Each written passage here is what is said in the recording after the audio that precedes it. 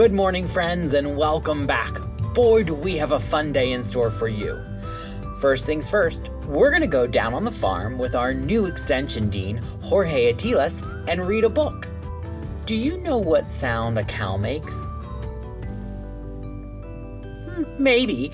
Do you know what sound a pig makes? Maybe. Let's head over to Jorge and read all about it. Good morning. My name is Jorge Atiles, and I'm the brand new Dean for Extension and Engagement at West Virginia University. And I have a wonderful opportunity today to reach out to you. And actually, I'm going to be reading a book, a short book, and I'm going to do it in English and Spanish. I grew up on an island, and my native language is Spanish, and I learned English when I was an adult. So I look forward to reading something that hopefully you will enjoy. The book is called The Cow That Went Oink. And in Spanish, as it is translated, it is called La Vaca Que Decía Oink. And it's actually was created by Bernard Most, and it was published in 1990. So here we go. You can see you got a field that has sheep, horses, cows, pigs, donkeys. It's really nice. And in the farm, there was one time a cow that went oink. Había una vez una vaca que decía oink. And you can see it, she goes oink. It's a cute cow, isn't it? And then there were several cows that will go moo. That's a typical thing that you hear. Las vacas que dicen moo. And they will actually always laugh to the poor cow that went oink. Siempre se reían de la pobre vaca que decía oink.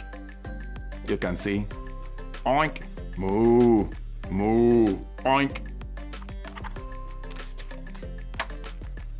There were other animals on the farm that also laughed at her. Y esos otros animales en la granja también se burlaban y se reían de la pobre vaca. Y ellos hacían bah, yeah, wow, wow, meow, chick-chack, goggle, kikiriki, beep, beep, beep. And by the way, sometimes animals sound different in Spanish than they do in English. For example, a little chick will go chick chick in English, and in Spanish it will go pío pío pío. Isn't that interesting? So, the cow that will say oink was feeling really down. She was really sad. And esa vaca que decía oink se sentía muy triste y estaba ahí llorando. As you can see, she's crying. And one day, she heard a moo that sounded friendly. So, un día ella escuchó un moo que sonaba muy amistoso. So, I bet she was wondering where was that coming from. And to her surprise, it was a little pig that would go moo. What a surprise!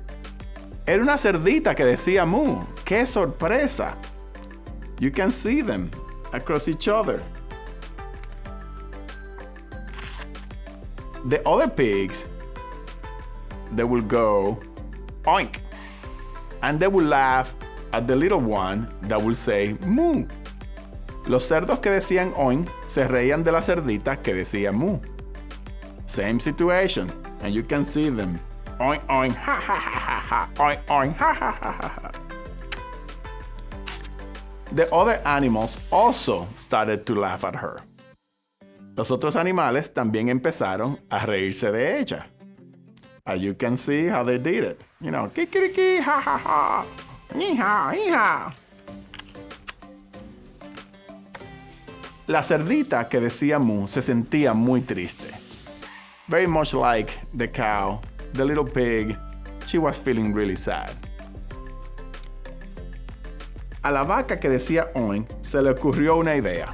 The cow that would go oink had a brilliant idea.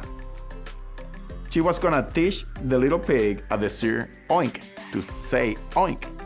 So e iba a enseñarle a la cerdita, la vaca, cómo decir oink. And naturally, because the cow will go oink, she wanted to show the other one to say oink.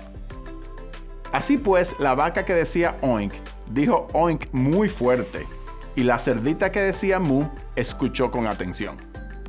Therefore, the cow that will say oink, said oink very loudly, and the little pig that will say moo, heard with plenty of attention. Entonces la cerdita que decía moo intentó decir oink. Then the little pig that will go moo tried to say oink. Oi moo!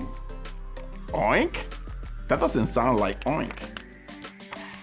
The horse, the donkey, the sheep, they all laughed at them. El caballo, el burro y la oveja se rieron burlones.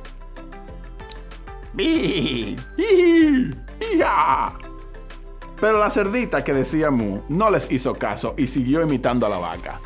But the little pig that would go moo did not pay attention and continued imitating the cow. Oink, oink, oink, oink, oink, oink, oink. Oi mook, oi mook, oi mook. La cerdita que decía moo lo intentó una vez. The pig who will go moo try one more time. Oi moo. And the cow will go oink. And again, oi moo. And the cow will go oink. And then again, oinku. And the cow will go oink. Trataron muchas veces y cada vez que trataban, la cerdita se acercaba un poco más a lo que quería decir. Until finally said oink. Hasta que finalmente dijo oink. Oink, oink, oink, oink.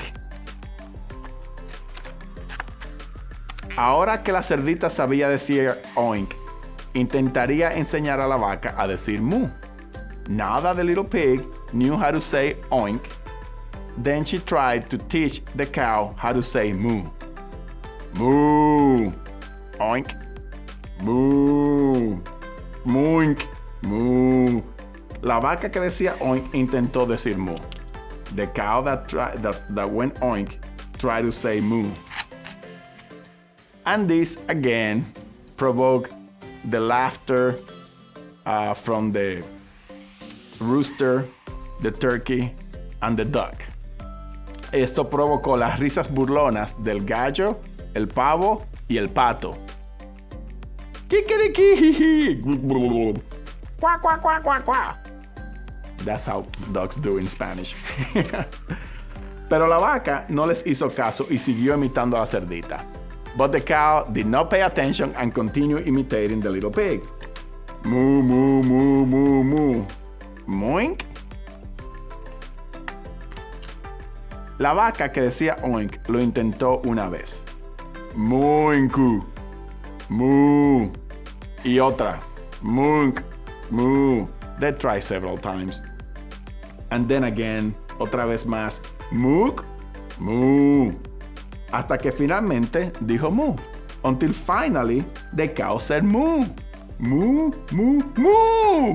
Moo. And they celebrated. Estaban felices.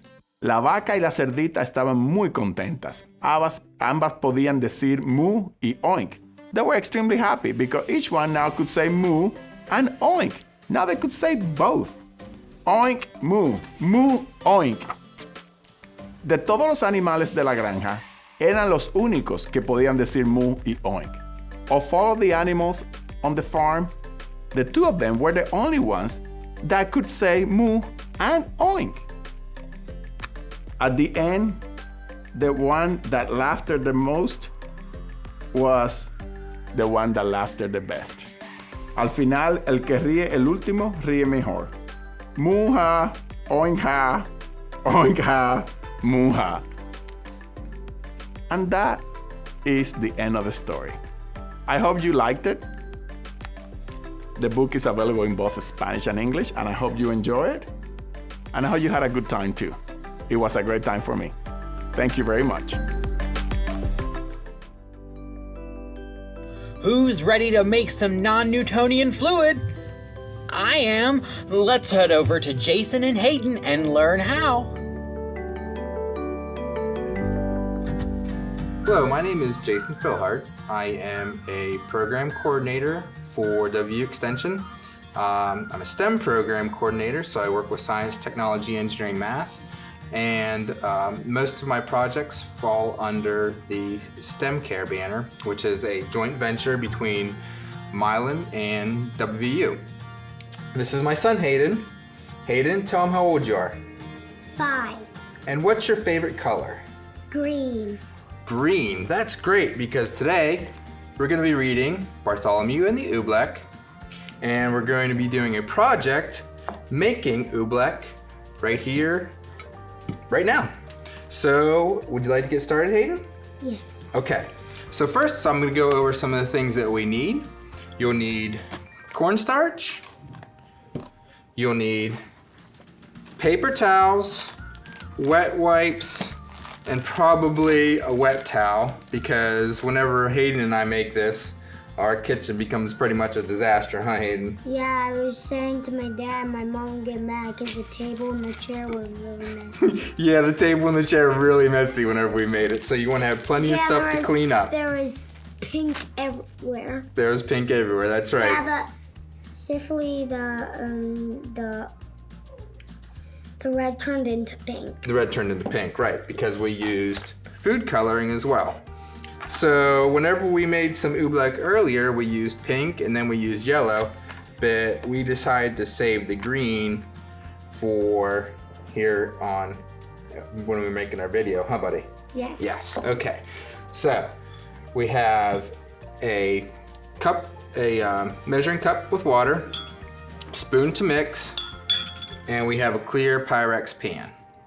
Now you can make this in a mixing bowl or something a little bit more, something a little smaller. But we're gonna make a pretty good amount here today, just as an example. All right, so first of all, we're gonna add our food coloring to the water. Probably about 5 or 6 drops. And Hayden, do you wanna stir that? Yeah, sure. Okay.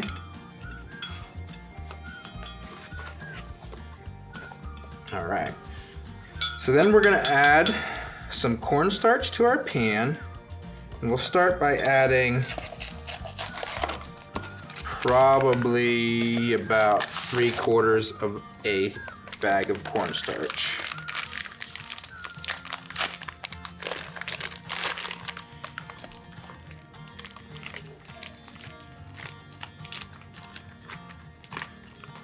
Okay.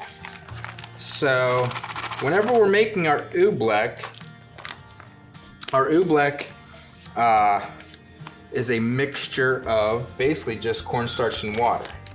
But Oobleck forms what is called a non-Newtonian liquid. Right. Ready to pour it in? How much you think? All of it. About right there. I think we're gonna need to add a little bit more water. Do you think? But here, let's make sure we go over into here.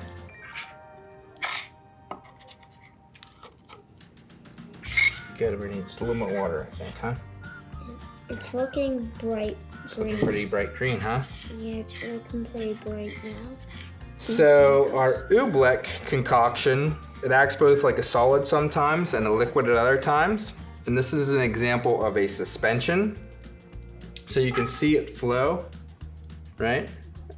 Acting like a liquid. But then when you slap it hard, it acts like a solid because of the sheer force you're exerting on it. Racing fingers. And then also, if you go nice and slow through it, it acts like a liquid. But Hayden, what happens if you try and go fast? What does it feel like? It feels like hard solid. Like hard solid, right? Because when you try and go faster, you're exerting that sheer force on it. It gets holes in it and you Right? can see the bottom of it. And this suspension is an example of a non-Newtonian fluid, which defies Isaac Newton's law of viscosity. And viscosity is the thickness or resistance to flow of a liquid. So again, this acts both like a liquid and a solid at certain times, depending on what force or what action you're placing upon it. So, Hayden, I'm going to show them here real quick how we can actually pour this. Yeah. Right? So it'll actually pour and act like a liquid. But once again, you can put force on it and it'll act like a solid. This gets solider and solider when you put it in different shapes. That's right. See how the So to lines wrap up, get a few smaller? tips. One is that you want to have plenty of materials to clean up with. Wet wipes, paper towels, wet towels, etc. Another suggestion is to actually use a cheap tablecloth, like a plastic tablecloth, and put it down before you make your oobleck. You don't have to color your oobleck, but just a few drops in water before you mix it with the cornstarch. And prepare to be messy, huh, Hayden?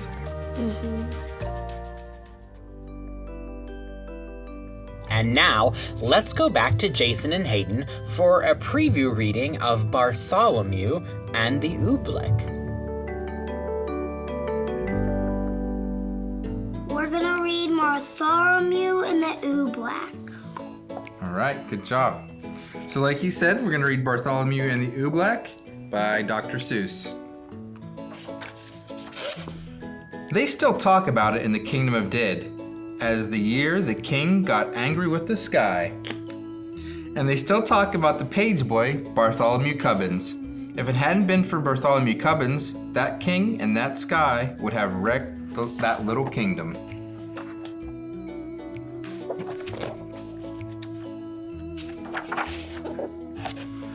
Bartholomew had seen the king get angry many, many times before, but that year when His Majesty started growling at the sky, Bartholomew Cubbins just didn't know what to make of it.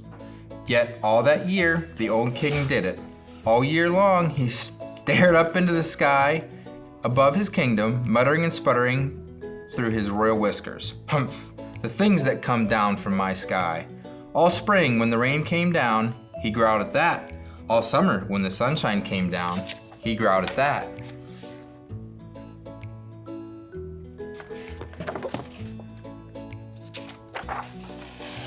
All autumn, when the fog came down, he growled at that.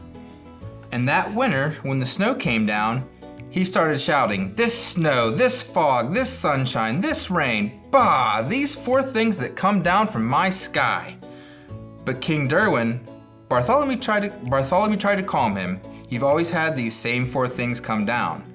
"That's just the trouble," bellowed the king. "Every year the same four things. I'm mighty tired of those old things. I want something new to come down." "Something new come down?" Bartholomew gasped. "That's impossible, Your Majesty. You just can't have it." "Boy, don't dare to tell me what I can or cannot have. Remember, Bartholomew, I am king." "I know, sire," said Bartholomew. "You rule all the land and you rule all the people, but even kings can't rule the sky."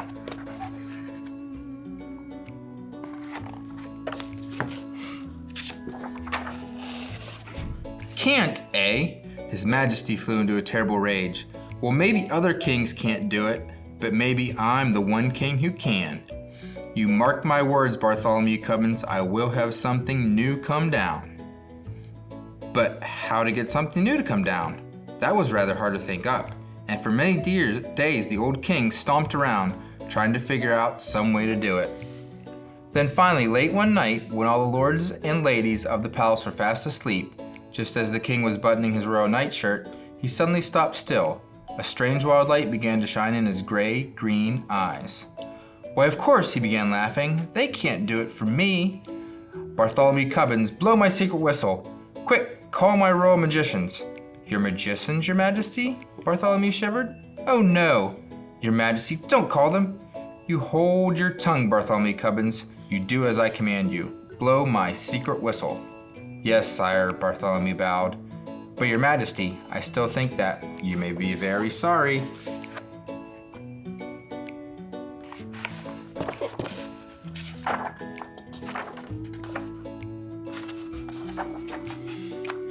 He took the king's secret whistle from its secret hook. He blew a long, low blast down the king's back secret stairway. And a moment later, he heard them coming. Up from their musty hole beneath the dungeon, up the empty midnight tunnel to the royal bedchamber tower, came the magicians on their padded, shuffling feet. Up and right into the room they came chanting. Shuffle, duffle, muzzle, muff, vista, wista, mista, cuff. We are men of groans and howls, mystic men who eat boiled owls. Tell us what you wish, O king, our magic can do anything. I wish, spoke the king, to have you make something fall from my skies that no other kingdom has ever had before. What can you do? What will you make?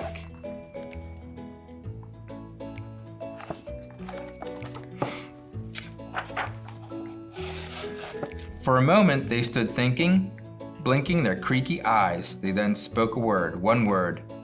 Oobleck. Oobleck, asked the king, what will it look like? Won't look like rain, won't look like snow, won't look like fog. That's all we know. We just can't tell you any more. We've never made Oobleck before. They bowed. They started toward the door. We go now to our secret cave on Mystic Mountain Nicotave. There all night long we'll work for you, and you'll have Oobleck when we're through. We'll do something crazy, whispered Bartholomew. Call them back, your majesty. Stop them, not for a ton of diamonds, chuckled the king. Why, I'll be the mightiest man that ever lived. Just think of it. Tomorrow I'm going to have Oobleck. It took Bartholomew a long time to get the excited king to sleep that night, but there was no sleep for Bartholomew, the page boy. All night long he stood in the king's window, staring out at the mystic mountain Nicotave. Somewhere up there, Bartholomew knew, the magicians were working their terrible magic.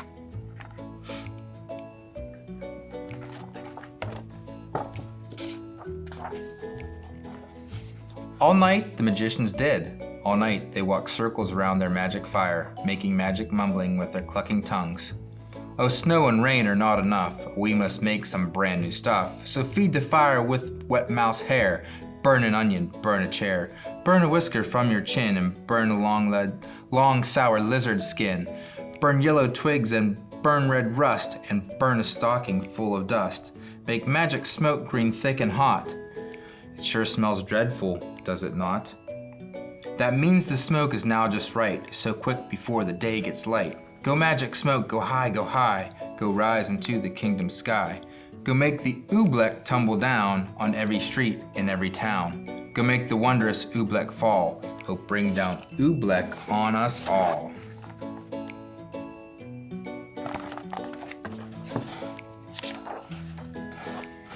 Dawn was just breaking and Bartholomew was still standing, trembling, watching at the bedchamber window.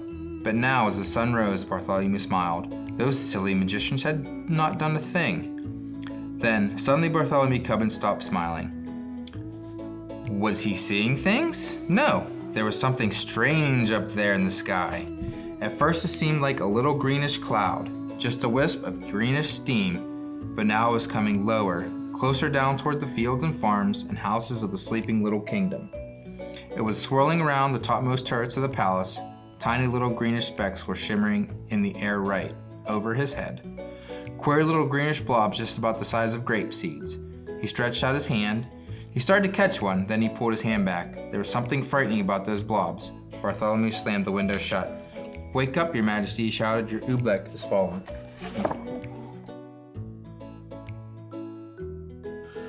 The king sprang out of his royal bed sheets. My royal whiskers it is, he cried. Oh, that beautiful Oobleck, and it's mine, all mine. I don't like the looks of those blobs, sire, said Bartholomew. They're coming down now as big as green as peanuts. The bigger the better, laughed the king. Oh, what a day. I'm going to make it a holiday. I want every man, woman, and child in my kingdom to go out and dance in my glorious Oobleck. Out in that stuff? Asked Bartholomew. Do you really think it's safe, sire? Stop asking foolish questions, snapped the king. Boy, you run to my royal bell tower, wake my royal bell ringer, tell him to bring the great holiday bell. Tell him to ring the great holiday bell. For a moment, Bartholomew Cubbins didn't move. Run, barked the king. Bartholomew ran.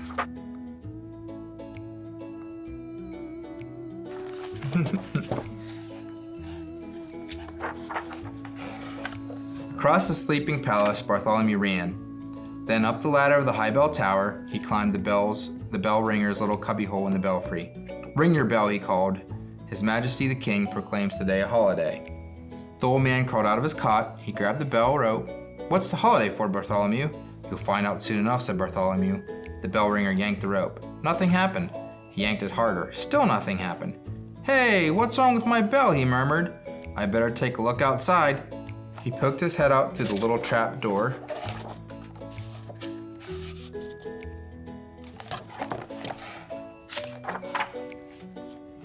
"Merciful gracious," he gulped.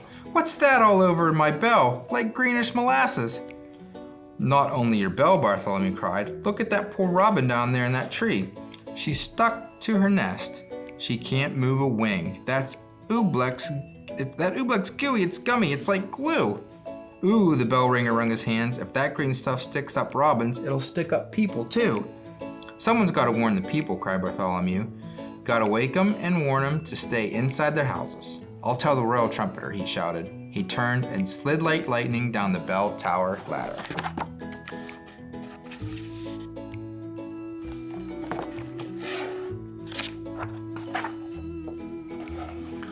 To the trumpeter's tower raced Bartholomew Cubbins, and on up the steps 4 stairs at a time. As he ran, he could hear the plop plop of the oobleck on the window panes. It was pelting against the palace walls, as big as greenish cupcakes now. He yanked the covers off the snoring trumpeter. He shoved his cold trumpet right into his sleepy hands. "Get up, warn the people, blow the alarm." "Alarm?" yawned the trumpeter. Then his eyes saw the oobleck. "Those green things, Bartholomew, where'd they come from?" "The king," panted Bartholomew. "His royal magicians made them." The royal trumpeter leapt from his bed. "That king of ours should be ashamed." He jabbed his trumpet out of the window. "I'll blow," he shouted, "the loudest alarm that's ever been heard in the kingdom of Did."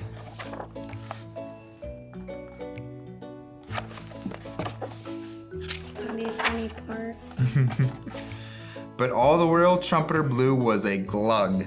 "My horn," he gulped. "One of those green things flew inside it." He tried to blow it out. He couldn't blow it out. He tried to shake it out. He couldn't shake it out. "I'll get it somehow," he yelled. "I'll pull it out."